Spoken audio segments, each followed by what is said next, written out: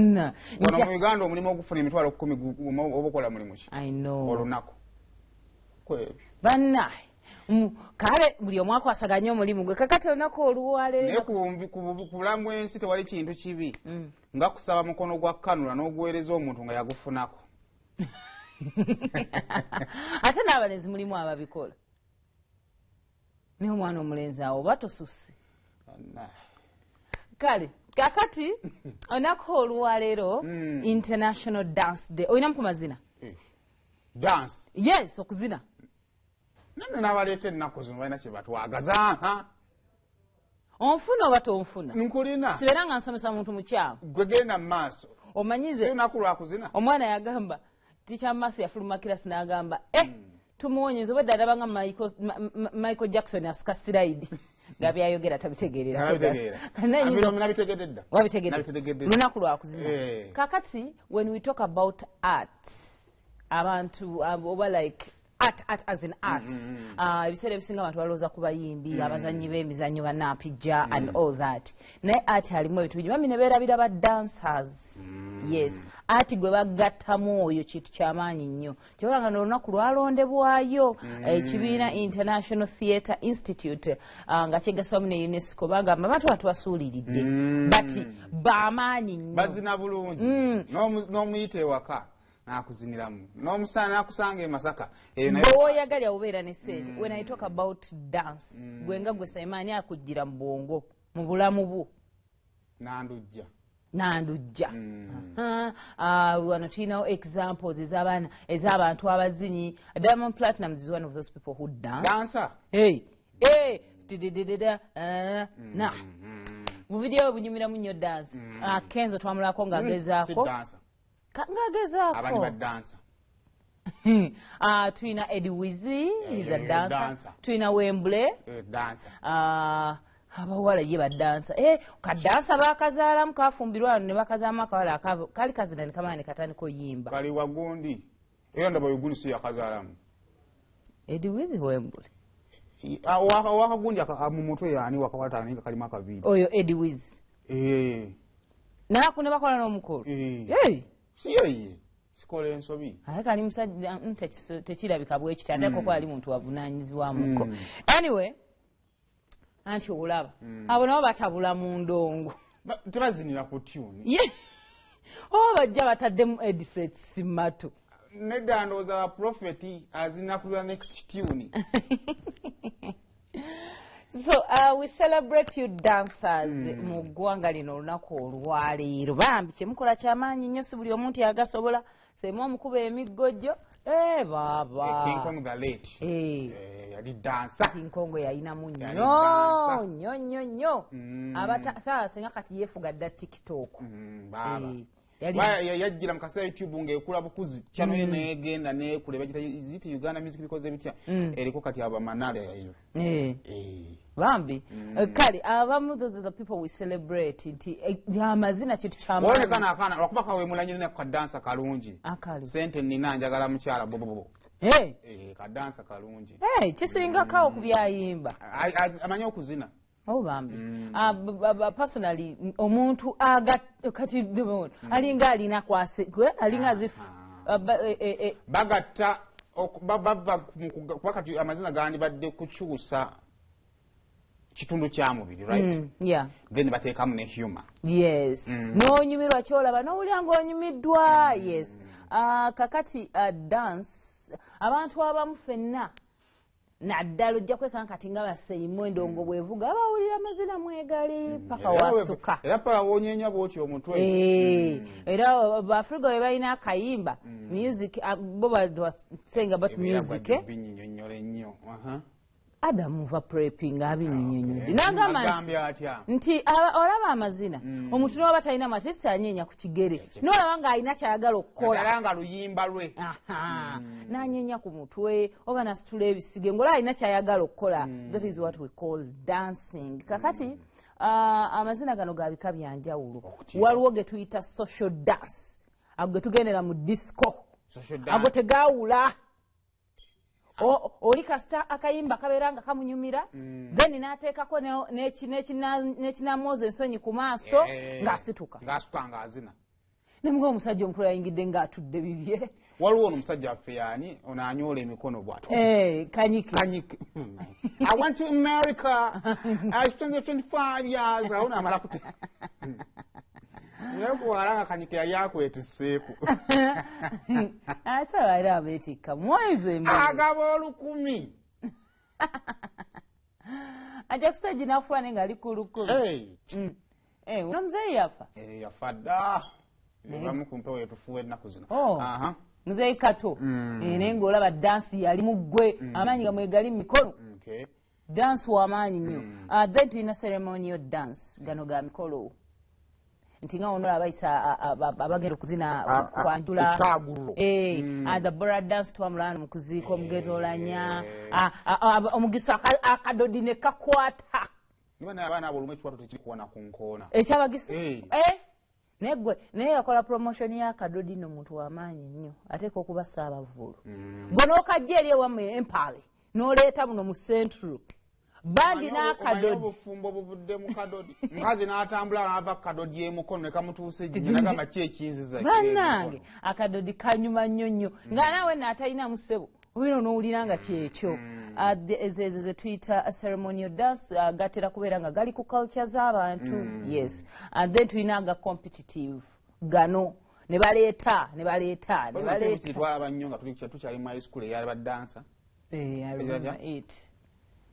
Mwagiraba abali eyo. Mani? Stop the yard.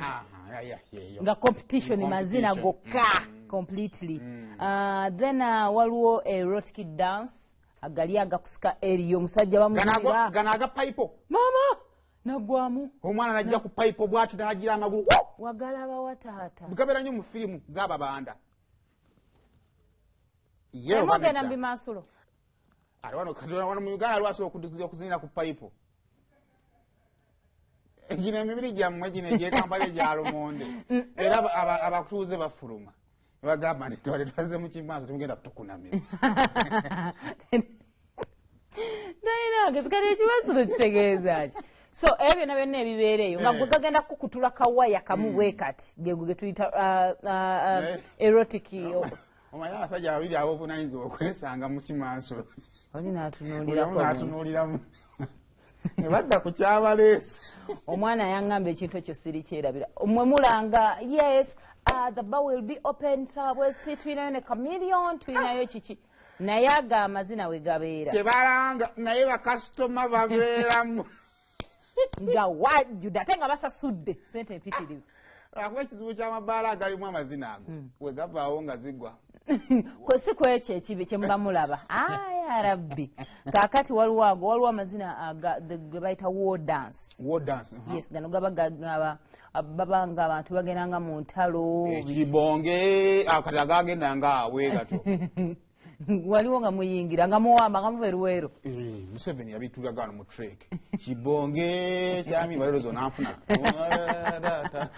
Abagali nnyo mu ggwanga lya Japan ne China gabeera nga ga ntalo. Then waliwo amazina ge bayita sacred dance. Gano agafe gano ejjajja muwanga n'onyenya omutwe ne bagamba bwakola bw'ati awo emizimu giba gituuse. Ne mu bazungu gyeziri bw'akyusa eno. Gano ag'okusamira. Ag'okusamira ago. Ago banfina so ganyonyola bulungi. Waliwo omuyimbi wano ajja ku stage n'akubya abantu empewo. Ye yani mkwefaayo amumanyi. Ajja ayimanyimba z'abalongo zokka ne bano abalina obuweeweewo obunafu. Nagabanage. Oba ye nagamagundi oyo. Bw'ajja ng'ayimba ennyimba ze abalina obuweeweewo ku ttaka. Are you for real? Bakufa abalina abakichwa ennene ffe tugamba bano bavuira ki. Sanga amafina yali takyakuta kusobola. Omuntu olina okubeera nga mwembi mulinamu ku mpewo.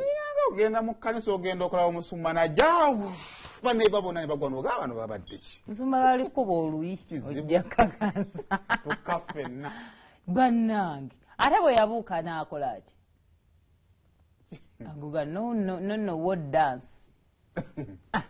Kakati mulimu amazina kati agabayindi go galiwa. Ndowooza firimu dance. Kubanga abagenda okukisinga omuntu n'asooka n'azina dance paka nkya. Omuyindi yategeera amazina. so ebimu ku ebyo ebika by'amazina abantu abakute spear ne bagenda nga bakoona amazina paka yes kati gojja wali ozinye galiwa nze poze agamu club gega night dancing gega social dance andi mundoza ani mu social dance musawo tusuka n'obibya mbadde ujja kwazi bujonga ita night dancing night dancing kirala nnyo kakati amazina ng'ovudde ku tioba source of income kale ebiseera ebisinga nga naddala nga nguva kugana agawo oba agasigadde gonna agasinga ga source of income okufunamu ekikumi yes kyova olaba nga gali recognized mu party ya art abantu abafeeko bamanye nti eno business y'amaanyi nnyo tulina benefits ez'amazina ekisokera ddala mu bulamu that is exercise oba osala kizibu oyo kuba n'olubuto twali tulabyeko omuntu ne bagamba gundi agenda kujja ayimbe bw'abanga si art ali mu bigambo bye nti yasengeka nnyo nga bano abasajja abedda bakibijjigiri ogenda wuliriza oluyimba lukunyumire olw'emboozi nga bwe yagiruka ogenda okwebuza kati gundi ngene mulabeko kitazina ku stage talina bazinyi ajja ayimirire mu suuti ye oba mu kiteeteeyi kyatandike ku mwana ono wawo nti wajja kalina kyatugamba alina kyatugamba bwe buzibu yes so amazina ojja laba nti health wise gayamba oyo omuntu obeera ng'akola exercise era nga abantu because gwe wali oyingiddeko bbaala nga mulimu abantu abakuzeekuzemu oba abantu abagala lingala oba bano abantu abagala reggae music bayinza obbuka ina natuya na bwati mbulira nti abataluzize calories twagala nnyo bannanga ababeera mu mabbaala tegone gabeera nga ganyirira mutuuka buli omu yazze n'akawo kake yes n'alyoka abatabula ng'olunno dansi akutta akati then of course gasala weight nga bwekugamba it's exercise togenda kubeera bw'obanga kale tosobodde genda mu gym oba kudduka oba biki making sure okoona ku dance because ye ate si muzibu ate tusosula gweteekako nnyimba zo kona dance then also improving a balance kati ebyo nno mulabanga katemba those people were trained to take all those steps otherwise just taking a step agusigire mazina g'obugatto buno obukuba bu tap dance ngaagala nnyo ago omwana najja wali n'akasuka akagulu kyokka kyogaagalako naye n'okasuka okugulu kutyo nemala n'ogirega booti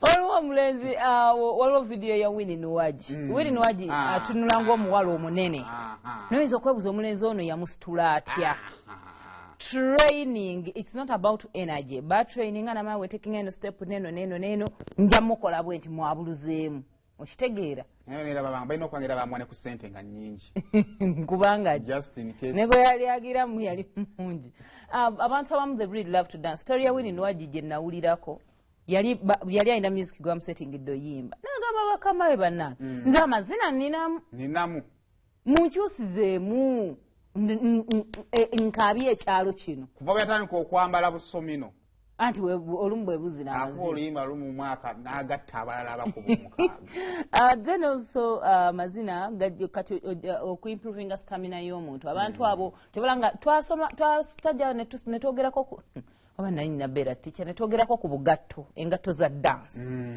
togenda zina malaato zine tap dance maya ballet dance maya baleka na akakoona nno gamazi ngengatto ya Ivan dia yambala lulingeko na pato so gaba gaawukana bagula nkadde zirwawo ngafuuka kyuma then mentally amazina because nayo exercise ebiseera ebisinga nga kye nagamba omuntu ebiseera ebisinga omuntu wagamba nti ali fatigued it is the brains ze ziba zikooye yeetaga relaxinga yeetaga ekintu eba ekimu distractinga ku ekyo ekibeera kiri omukooya so dance kyekimu ku bintu ebisobola oyamba so owulyanga owulya obwongo tebutegeera bulungi teekako music yes teekako music koona dance wo ojja wulyanga osobola okurelaxinga then also dance challenging obwongo bwo abantu abakoona amazina taking eno step oba yamayembu dance simwangendako mu class ya dance yefuye bannaye nadanya ku competitive dance bw'oba tewazinako ku ssomero fe bamulawanulwa olunyege